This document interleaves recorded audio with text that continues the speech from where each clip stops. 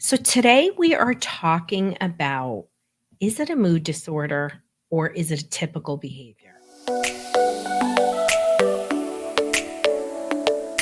Because many times people seek me out, they fly in, they come in, they contact me, they don't know.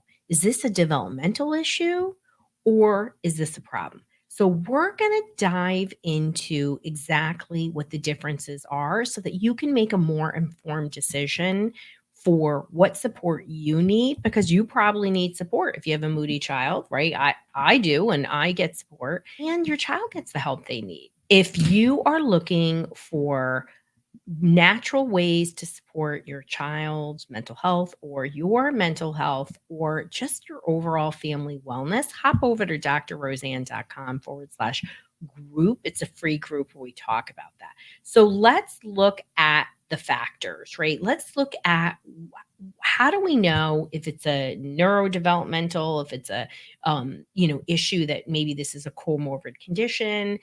How do we know it's a mental health issue? How do we know this is just developmental, right? Because kids go through developmental stuff, right? So we're going to look at some factors. And this is a multi part series related to mood and disrespectful behavior because I think that's one of the things people ask me a lot about, whether you call it back talk or irritation or moodiness. So, the first thing we're going to look at is the duration and consistency, right? So if it's just a developmental phase, something that kids go through, yes, it could be long. Yes, there can be some level of consistency, but it dissipates and it moves on, right? So there might be a short period, a few weeks, right? Where, I'm a mother of a 13-year-old. All of a sudden he went from being like, the easiest kid in the world to little bits of flashes. It's totally normal. And it is. Now, he's always been the duration of this. When you talk to people with kids that have mood issues, they will often say it occurred a long time, right? So does that mean they were always like that? Some, yes. Has it been extensive for a long time? Yeah. Then, maybe it's 6 months or longer, right? What is going on with them? How long is this moodiness, this irritability? Okay. And intensity. How intense? So when it's normal, that typically the intensity is very different, right? So there might be an occasional episode where there's intense, but in general, maybe they're irritated or upset with you and they move on. Kids with mood disorders struggle to recover. I mean, struggle. And of course, they're going to just have more of these irritations than a kid where it's just a developmental phase, right?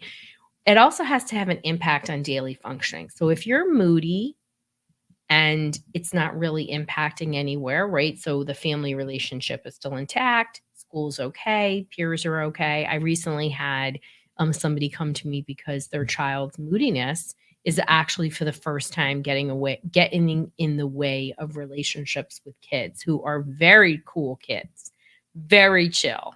Um, and she really was like, this is a problem. Like, I need to nip it. He needs the skills. We need to calm his brain. I was like, thank you. You're getting it. We really have to do that.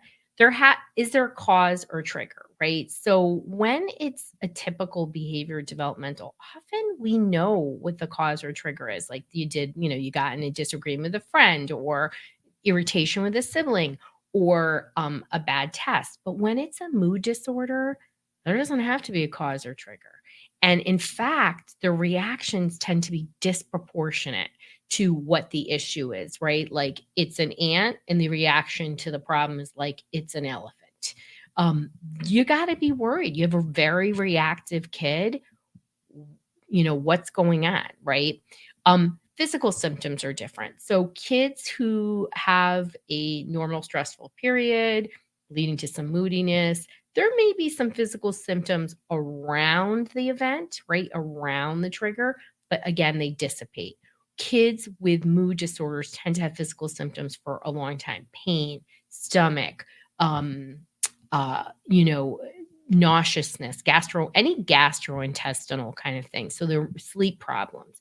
Now, sleep problems again can occur around an issue.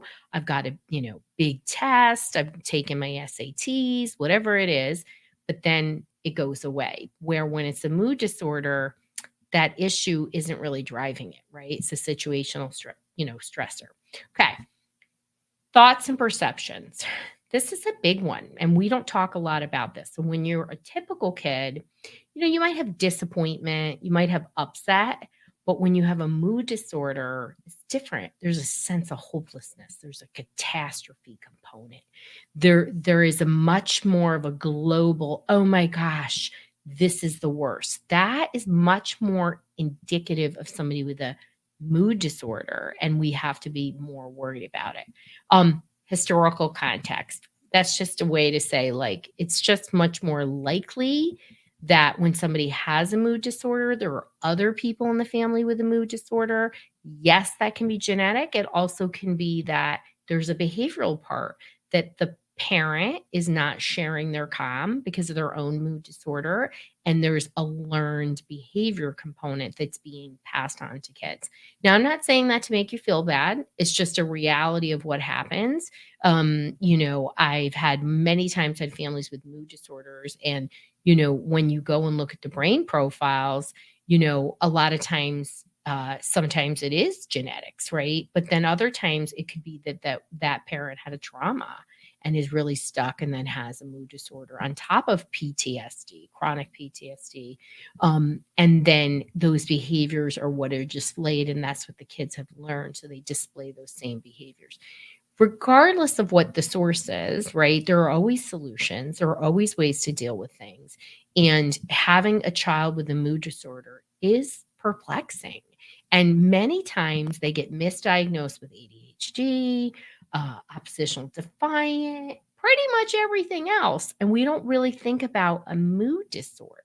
But if you have a child who really struggles with emotional regulation, is, viperish, quick to get angry and lash out, you really do want to think about a mood disorder. Now, those same behaviors can be seen with anxiety, OCD, PANS and PANDAS, and any of those conditions can co-occur with a mood disorder. And things like chronic levels used to be called dysthymia,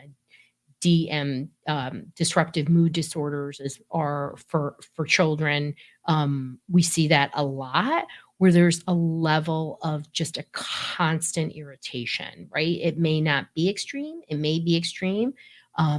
It could be blown depression or bipolar. There are other mood disorders, but disruptive mood disorders are more common in children than we think. And really, it's pretty rare that kids get accurately diagnosed with that. They typically are diagnosed with impulsive, hyperactive, impulsive ADHD or combined.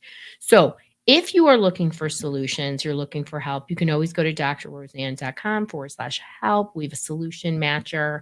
I hope this got your brain thinking. If you have a child, a teenager, or a young adult where you really are like, wait, this is not moodiness, this maybe is really a mood disorder, get help. There are licensed providers all over the world, and that is really where you want to start. You're always welcome to be part of our community for solutions, but don't keep doing the same thing and expect a different result. Get moving, and you'll hopefully at least get help for yourself. As if your young adult or teenage child is resistant, you always want to get help for yourself so that you can share your calm and be a better parent and manage some of these strategies.